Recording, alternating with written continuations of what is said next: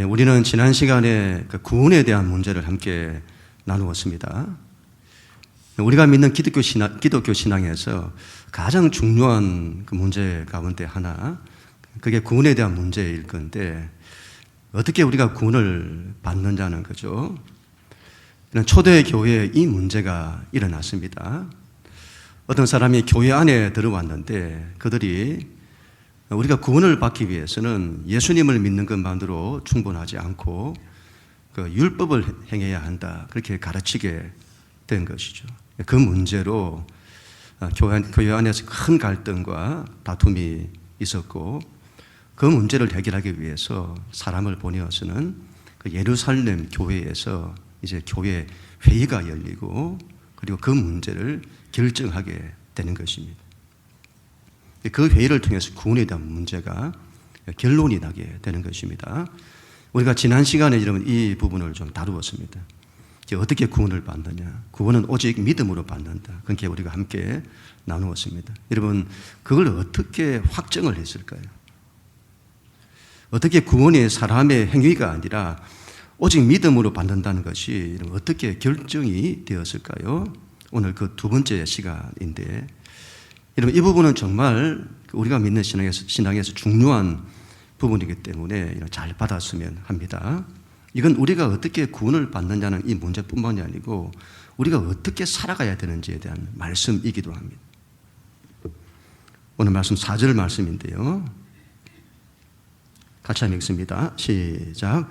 예루살렘에 이르러 교회와 사도와 장로들에게 영접을 받고 하나님이 자기들과 함께 계셔 행하신 모든 일을 말하매. 아멘. 어떻게 이 결정이 오직 믿음으로 구원을 받는다는 이 결정이 났는지를 여러분 잘 이해를 해야 합니다. 바울 일행이 말하는 걸 들어보세요. 우리가 이방 세계에 다른 걸 전하는 것이 아니다. 예수 그리스도의 복음을 전했다. 유대인들에게도 그 예수에 대한 복음을 전했다.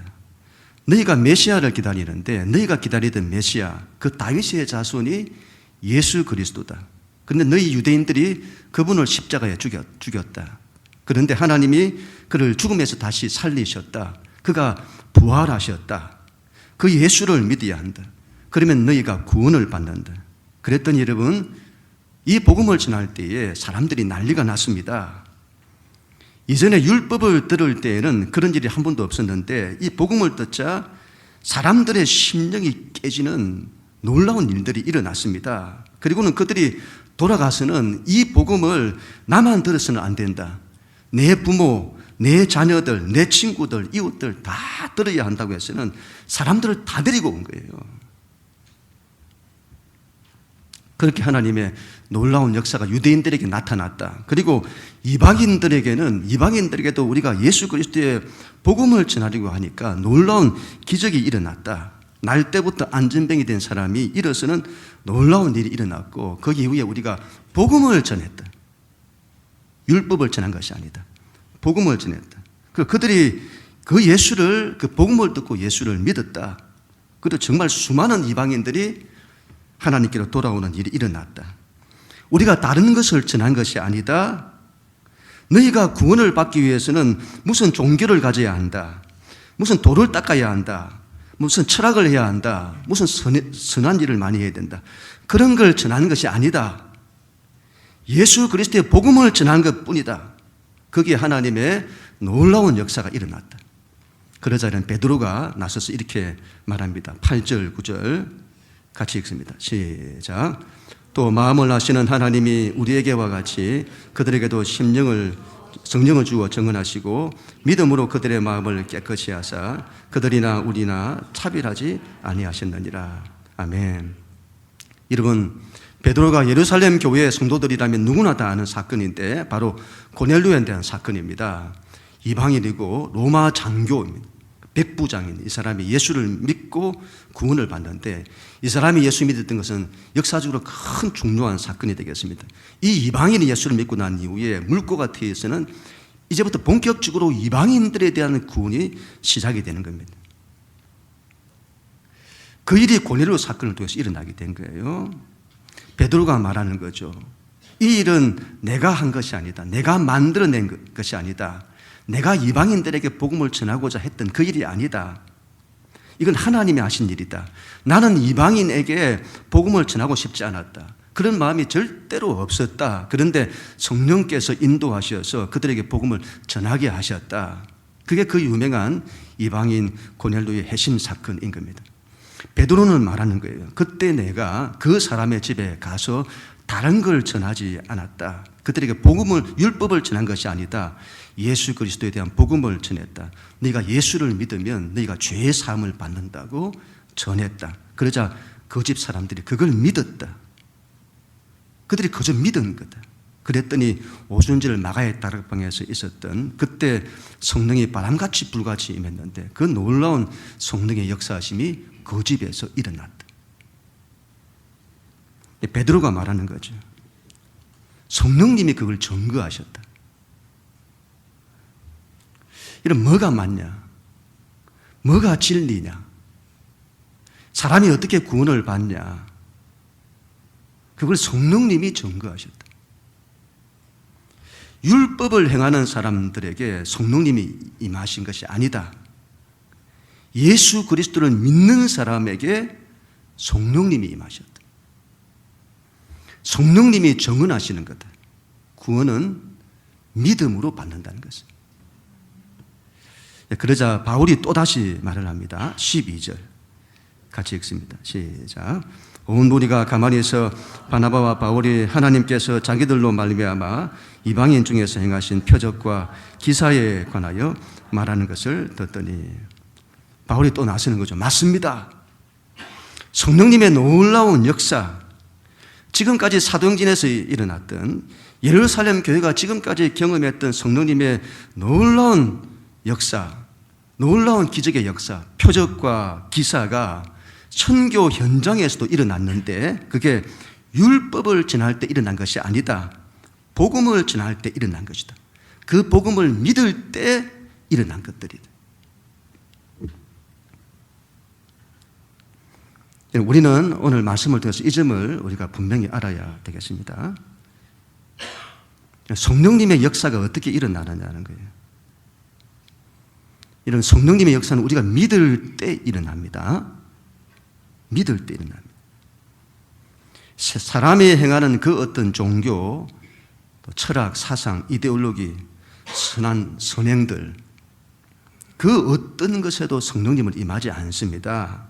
오로지 예수 그리스도의 복음을 믿을 때 성령님이 임하시는 것입니다. 이게 무슨 말인가 하면 성령님은 우리의 믿음에 반응하신다. 이런 성령님은 믿음에 반응하십니다. 절대로 여러분 인간의 행함에는 하나님의 표적과 기사, 성령님의 역사가 나타나지 않습니다. 성령님은 오직 믿음에 역사하세요. 믿음에 반응하세요. 이건 우리가 이러면 처음 예수를 믿을 때뿐만이 아니고 우리가 어떻게 살아야 하는지를 보여주는 겁니다. 믿는 자는 어떻게 살아야 하냐? 여러분, 믿음으로 살아야 합니다. 믿음이에요, 믿음. 오직 믿음으로 살아야 합니다. 그래야 성령님의 역사가 나타납니다. 믿음 없이 행하는 것, 뭔가를 많이 행하는데 믿음이 없다. 이런 믿음이 없는 행하면은 성령님의 역사가 나타나지 않습니다. 하나님 반응하지 않는다 이 말이에요. 성령님은 우리의 믿음에만 반응하세요. 요즘 여러분 신학적으로 굉장히 많이 논쟁이 되고 있는 것 가운데 하나가 이 구원에 대한 문제예요. 다시 구원에 대한 문제가 큰 화두가 되었습니다. 한 번 구원은 영원한 구원이냐 아니면 중간에 탈락할 수 있느냐, 굉장히 논쟁이 많이 붙었습니다. 칼빈주의는 한 번 구원은 영원한 구원이라 말하고 웨슬레주의는 구원에서 탈락할 수 있다고 말합니다. 이런 구원에 대한 이 문제는 다른 걸로 말하면 안 된다고 봐요. 이때 예루살렘 교회가 결정한 그 믿음이에요. 믿음. 오직 믿음. 구원이라고 하는 것은 믿음으로만 확인할 수 있는 거예요. 오직 믿음으로만 의롭다 하심을 받는 것입니다. 그럼 내가 언제 믿었느냐? 내가 언제 믿었느냐?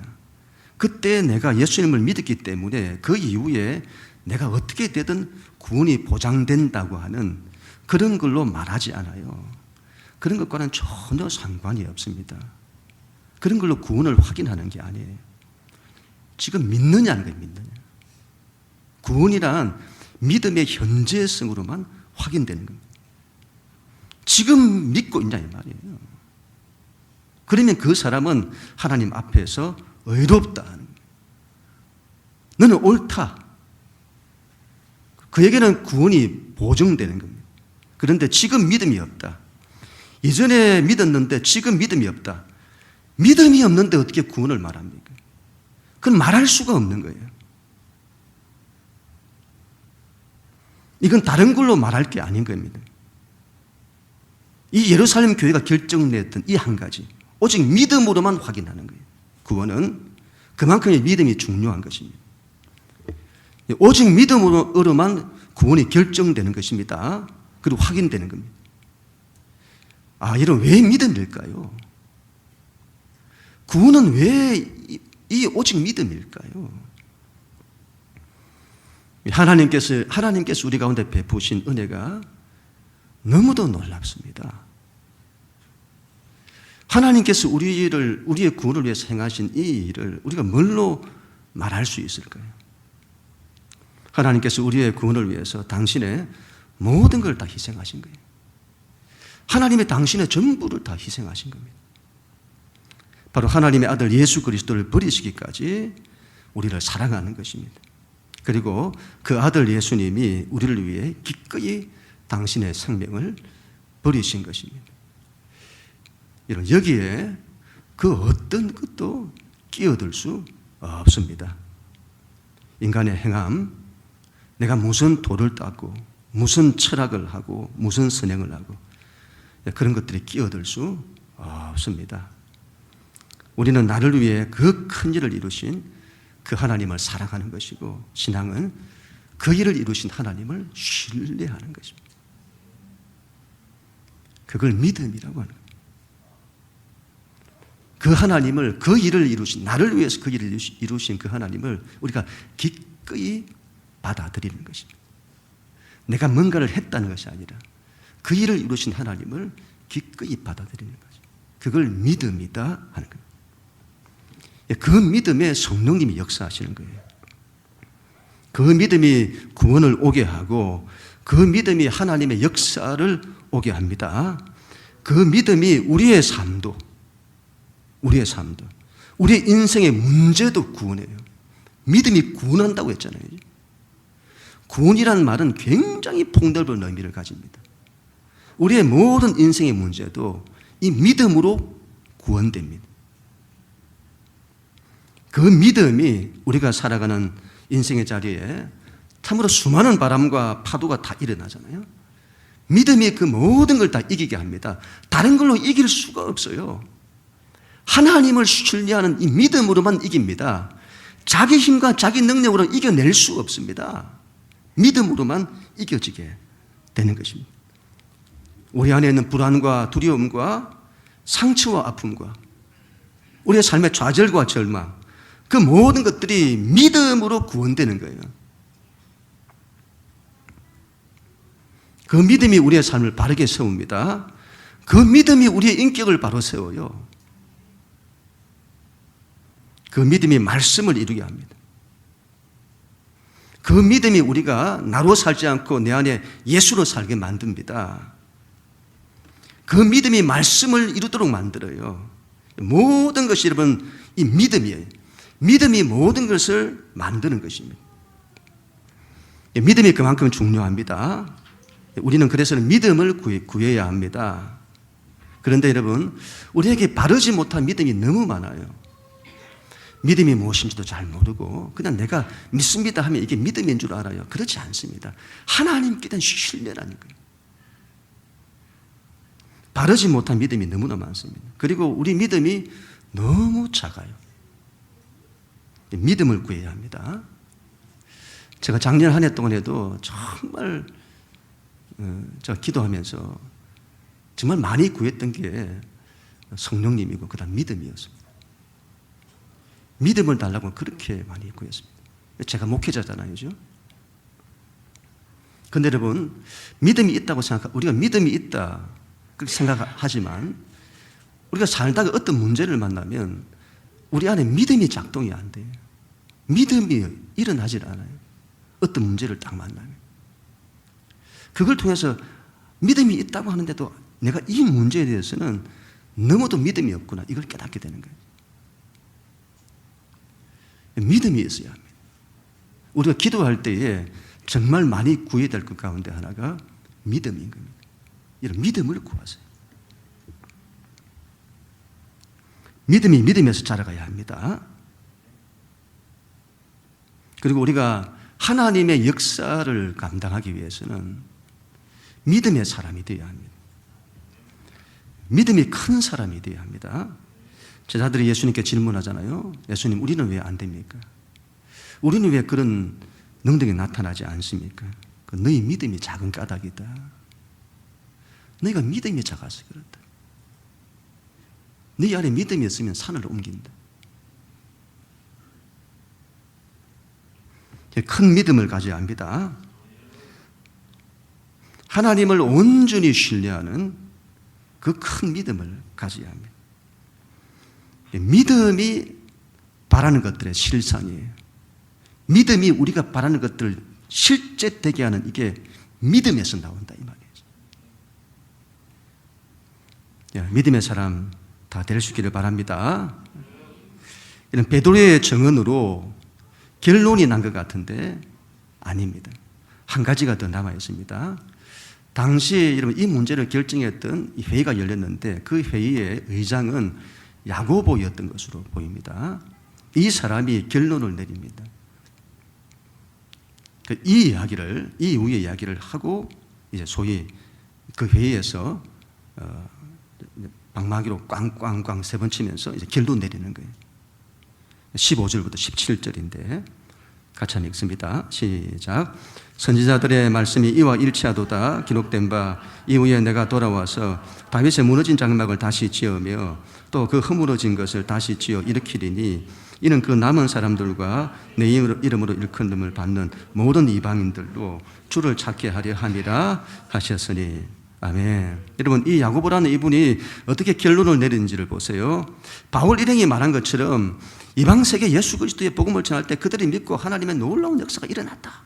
믿음이 있더라. 그리고 베드로가 고넬료 사건을 예를 들면서 그들에게 예수 그리스도의 복음을 전할 때 그들이 믿고 성령의 놀라운 역사가 나타났다. 믿음이 있더라. 다 좋습니다. 그러나 결론은 항상 이걸로 내는 거예요. 바로 말씀입니다.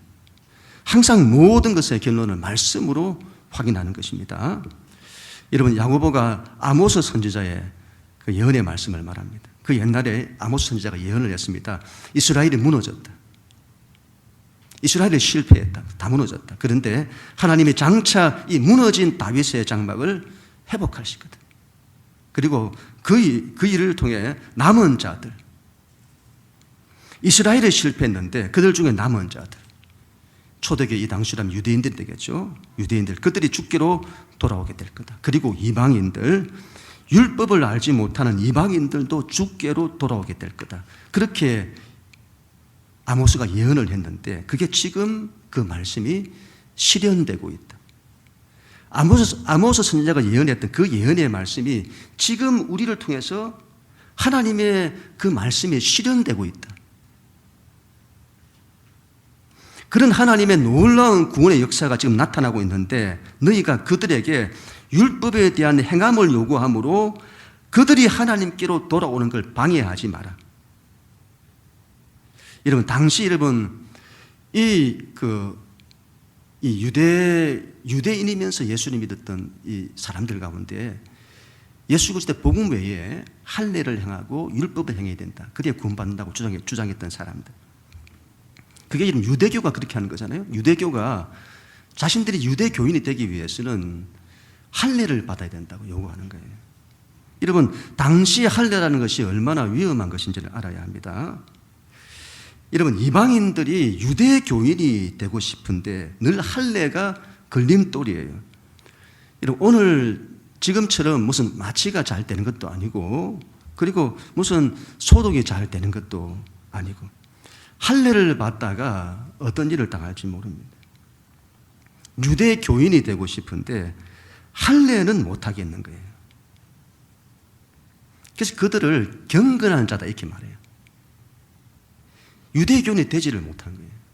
그러나 경건한 자다. 유대인의 회당에는 같이 있는데 유대 교인은 아직 되지 못한. 그런데 여러분, 그런 할례를 기독교인이 되기 위해서도 그런 할례를 행해야 한다고 요구하는 것입니다. 이건 신학적으로도 맞지 않지만 그냥 우리가 생각만 해봐도 이건 맞지 않는 거예요. 이건 여러분 큰 벽을 만드는 거예요. 이방인들에게 벽을 만들어서는 교회에 들어오는 걸 어렵게 만드는 거예요. 그렇게 하지 마라. 하나님의 그 엄청난 은혜의 사건을 무슨 할례를 행해야 하니 그런 걸로 방해하지 마라. 담배 피우지 마라. 예수를 믿으려면 담배 피우면 안 된다. 여러분, 담배 피우는 걸 구원의 조건으로 내세우면 안 됩니다. 담배 피우는 사람은 교회 오면 안 된다. 여러분, 그런 거 없습니다. 담배를 피워도 예수를 믿어야 합니다. 담배를 피우다가 목사님께 들켜도 교회로 와야 됩니다. 제가 이전 교회를 섬길 때 제 교구에 있는 어떤 가정의 남자 집사님이 담배 피우는 걸 저한테 들켰어요. 그분보다 제가 더 걱정인 거예요. 그분 안 나올까 싶어서. 담배를 피워도 교회에 나와야 합니다. 술 마시는 사람은 교회에 오면 안 된다. 이런 그런 거 없습니다. 술을 마셔도 예수를 믿어야 하고 술을 마셔도 교회를 와야 합니다. 예수 믿는 것에 그 어떤 조건, 그 어떤 율법을 중간에 끼워 넣어서는 안 됩니다. 그렇다고 이제 담배 피워도 된대, 술 마셔도 된대, 그러면 안 됩니다. 정말 신학에서 중요한 것은 그 사람이 예수를 믿는 것입니다. 예수를 믿는 거예요. 그 사람이 예수를 믿고 믿음으로 살게 하는 것입니다. 그러면 성령님이 역사하시는 거예요. 성령님이 역사하시면 담배를 끊게 됩니다. 성령님이 역사하시면 술을 끊게 됩니다. 우리가 믿음으로 살게 되면 성령님이 역사하셔서 그 문제가 해결되게 되는 거예요. 그런데 어떤 법을 요구해서는 교회 못 오게 만들고 예수 못 믿게 만드는 이런 게 상당히 많다고 봅니다. 여러분, 이 안 믿는 사람 가운데 자기가 담배를 피우는데 이걸 끊지를 못하는 거예요. 담배 끊는 것이 보통 힘든 게 아니잖아요. 그런데 예수를 믿으려면 담배 피우지 말라고 하니, 그러면 나는 교회 못 가겠네? 나는 예수 못 믿겠네? 그렇게 만들지 말라는 거지.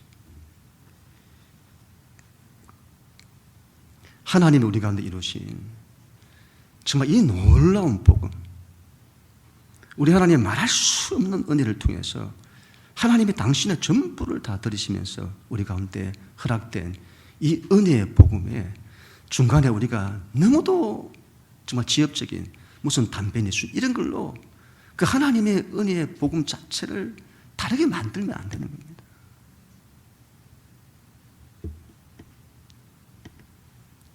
이런 사람들이 이런 야고보의 이 결론을 다 받아들여요. 이들을 보세요. 이 초대교회 이 사람들이 어떤 믿음을 가졌는지를 보세요. 야고보가 하나님 말씀을 딱 가지고 이야기하자 하나님 말씀이 틀림없다는 믿음을 다 가진 겁니다. 그래서 그 결론을 그대로 받아들여요. 이런 모든 결론은 말씀이 내는 겁니다. 우리는 하나님 말씀에 대한 믿음을 가져야 합니다. 하나님 말씀은 틀림이 없습니다. 그리고 그 말씀을 붙들고 모든 결정을 내리는 겁니다. 우리가 믿는 믿음은 말씀에 대한 믿음이어야 합니다. 여러분, 성령님은 독자적으로 역사하지 않았어요. 성령님은 말씀을 이루세요. 성령님은 하나님의 말씀이 우리를 통해 이루어지는 그걸 위해 역사하십니다. 그래서 우리가 말씀에 대한 믿음을 가지고 그 말씀을 이루고자 하면 반드시 성령님께서 역사하시게 되는 것입니다. 말씀과 성령이 중요합니다. 말씀과 성령은 같이 가는 거예요. 이러면 사람이 잘 안 바뀐다 했잖아요. 사람이 잘 안 바뀌어요. 그 사람의 생각이 바뀔지를 몰라도 사람은 잘 안 바뀝니다. 생각이 바뀐다고 사람 바뀌는 거 아니에요. 그 사람이 이해가 되었다고 사람 바뀌는 거 아닙니다. 사람이 바뀌려면 우리의 생각보다 더 깊은 곳, 이걸 심중이라고 하던데, 심중. 우리의 생각보다 더 깊은 자리가 있는 거예요. 우리 마음의 가장 깊은 곳, 우리의 무의식이 자리 잡고 있는 것, 자신도 의지하지 못하는 우리의 심중의 이 깊은 자리. 사람이 바뀌기 위해서는 그곳이 바뀌어야 되는데 그곳은 어떤 것으로도 안 바뀐다. 오로지 말씀과 성령이 거기에 들어갈 때만이 바뀐다. 이 말씀과 성령이 어떻게 들어가냐? 믿음이 들어가게 하는 거예요. 믿음. 그래서 그 믿음으로 말씀과 성령이 우리 심중의 깊은 곳에 들어간 그 사람은 바뀌게 되는 것이죠. 그만큼 말씀과 성령이 중요한 것입니다. 말씀에 대한 믿음으로 일어서야 합니다. 말씀으로 모든 걸 결정해야 합니다. 우리의 삶도 방향도 결정도 말씀으로 해야 합니다. 기록된 말씀이 중요합니다. 또한 레마의 말씀도 중요합니다.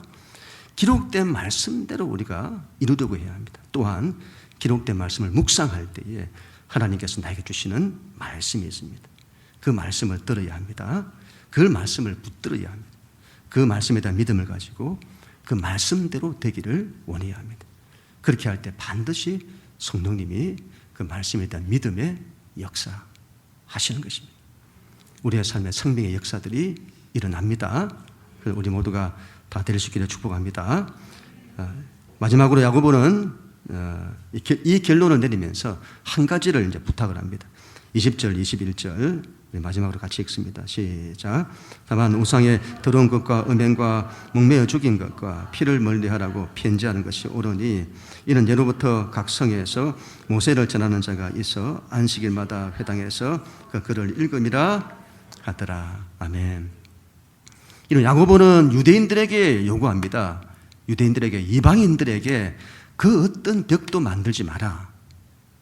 예수 그리스도를 믿는 그 일에 어떤 조건도 중간에 끼워 넣지 마라. 벽을 만들지 마라. 너희도 지키지 못하는 벽을 만들지 마라. 그리고 이방인들에게도 말합니다. 이방인인 너희는 이것만큼은 조심해달라. 그 첫 번째가 우상에 들어온 것을 멀리 해달라. 당시 여러분 시중에 유통되는 고기들은 대부분 신전에 우상에게 바쳐졌다가 나온 고기들인 거죠. 그런 우상에 들어온 것을 너희는 멀리해달라. 두 번째로는 음행을 멀리하라. 당시 여러분 장녀들은 주로 신전 장녀들이었습니다. 신전에서 섬기는 그 장녀들이죠. 그들과 음행을 멀리해라. 세 번째가 목매어 죽인 것과 피를 멀리해달라. 여러분 목매어 죽인 것이나 피는 같은 걸로 보는데 짐승을 목매 따라 죽이면 그 피가 살에 들어가는 거예요. 그러면 그걸 먹으면 피를 먹게 되는 거잖아요. 이런 물고기 회를 뜰 때에 피를 빼잖아요. 피 안 빼고 그냥 두면 피가 살 속에 들어가서는 비린내가 나서는 회를 잘 먹지 못하는 거예요. 그와 같이 목매어 죽이면 그 피가 살에 들어간다. 그 고기를 먹으면 피를 먹는 겁니다. 생명이 피에 있잖아요. 그래서 그걸 멀리해라. 여러분 이걸 또 다른 율법으로 이해를 하면 안 됩니다. 이건 법이 아니에요. 바울은 시중에서 유통되는 고기를 묻지 말고 먹으라고 해요. 그 고기 우상에게 들어졌든지 안 들어졌든지 묻지 말고 그냥 먹어라. 먹을 수 있다. 우상은 아무것도 아니다. 그냥 먹으면 된다. 그런데 만약에 누군가가 내가 먹는 그걸 보고 그 사람이 시험에 든다면 나는 먹지 않겠다. 여러분 나의 자유가 예수 안에 있는 나의 자유가 누군가에게 시험이 되고 그 사람이 그것 때문에 나의 자유 때문에 실족하게 된다면 나는 평생에 고기를 먹지 않겠다. 여러분, 그 피를 먹지 마라 할 때 그게 법이 아니고 그거는 여러분 지금 그 야고보가 부탁하는 겁니다. 법이 아니에요. 피도 먹을 수 있습니다. 선지 해장국 먹어도 되느냐 물어보시는 분들이 계시잖아요. 먹어도 됩니다. 그러나 누군가가 지금은 그것 가지고 시험 들 사람이 없습니다만 누군가가 그것 때문에 시험을 든다면 그러면 나는 안 먹는 거죠. 예, 여러분 이게 예수 믿는 자의 모습이다 이 말이에요. 우리에게는 자유가 있습니다. 예수 안에서 놀라운 자유가 있어요. 믿음 안에서 모든 걸 할 수 있습니다. 그러나 그 자유를 다른 일을 위해, 약한 자들을 위해 제한할 수 있는, 내가 가진 자유를 다른 일을 위해서 제한할 수 있는, 그게 예수 믿는 자의 모습이다 이 말이죠. 야고보의 당부는 법을 말하는 것이 아니에요. 이방인들의 구원을 위해 모든 법을 요구하지 않았다면 이제 유대인들을 위해서 너희가 이건 배려해 달라는 거예요. 사랑을 요구하는 겁니다. 사랑을. 이 유대인들이 안식일마다 회당에서 율법을 읽잖아요. 우상을 멀리하라고. 생명이 피에 있기 때문에 피를 먹지 말라고. 이걸 읽고 있는데 기독교인들이 이런 걸 아무렇지도 않게 먹으면 그들이 어떻게 예수를 믿겠냐 하는 거죠. 우상과 피와 관련된 것은 조심해 달라. 법이 아닙니다. 결국 사랑이죠. 법보다 앞서는 것이 사랑입니다. 고린도전서 13장 1절이죠. 내가 사람의 방언과 천사의 말을 할지라도 사랑이 없으면 소리나는 구리와 우리는 꽹과리가 되고, 내가 예언한 능력에 있어 모든 비밀과 모든 지식을 알고 또 산을 옮길 만한 모든 믿음이 있을지라도 사랑이 없으면 내가 아무것도 아니에요. 결국 모든 것은 사랑에서 나오는 것입니다. 만약에 여러분 이때 이 야고보의 이와 같은 사랑에 대한 이 배려가 없었다면 오직 믿음으로 구원을 받는다고 하는 이 일이, 이 엄청난 이 진리가 오직 믿음이라고는 이게 유대인들에게는, 이방인들에게는 엄청난 복음으로 와닿았겠습니다만은 유대인들에게는 큰 실족이 될 수도 있었을 것입니다. 항상 사랑을 잃지 않아야 된다 이 말이에요. 항상 사랑에 기초하여 사랑의 출발이 되어 믿음도 그렇게 행하는 거예요. 모든 걸 사랑으로 해야 된다. 믿음은 여러분 사랑과 함께 가는 것입니다. 여러분 말씀의 결론을 맺겠습니다. 이런 오직 믿음입니다. 오직 믿음으로만 구원을 받습니다. 또 우리는 믿음으로만 살아야 합니다. 오직 믿음입니다. 믿음으로 살 때에 성령님이 역사하십니다. 그 믿음은 말씀에 대한 믿음입니다. 말씀에 대한 믿음으로 온전히 일어서십시다. 그리고 믿음은 사랑과 함께 가는 것입니다. 우리의 믿음도 타인에 대한 사랑을 위해서 믿음을 행하는 우리여야 되겠습니다. 그는 우리 모두가 다 될 수 있기를 주님 이름으로 간절히 축원합니다.